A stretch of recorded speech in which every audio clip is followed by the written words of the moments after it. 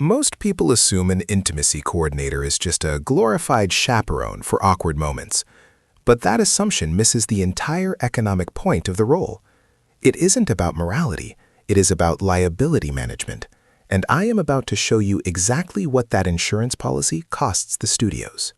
Before 2017, this line item barely existed. Post-Harvey Weinstein, it became non-negotiable.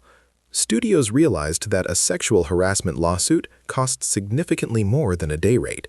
Suddenly, a new market was born, driven not by art, but by the frantic need for legal insulation. The pay structure here is chaotic. It functions less like a standard crew rate and more like a specialist consultation fee. You have the Wild West at indie productions on one side and the rigid, newly standardized union fortress on the other. The gap between them is staggering. Let's break down the entry level. On a non-union independent film, an intimacy coordinator might earn as little as $400 to $500 a day.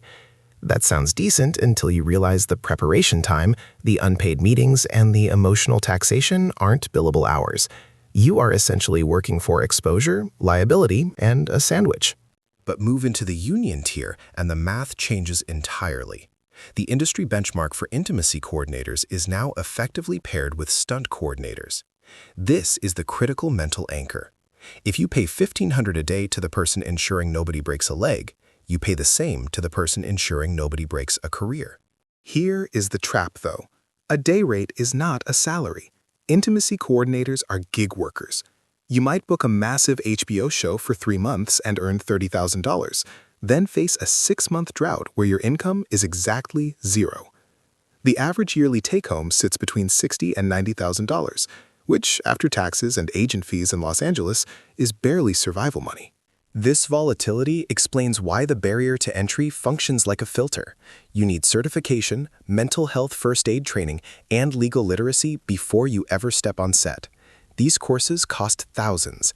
It is a pay-to-play career path where you front-load the risk, hoping for a studio retainer that might never come. However, for the top 1%, the economics invert completely.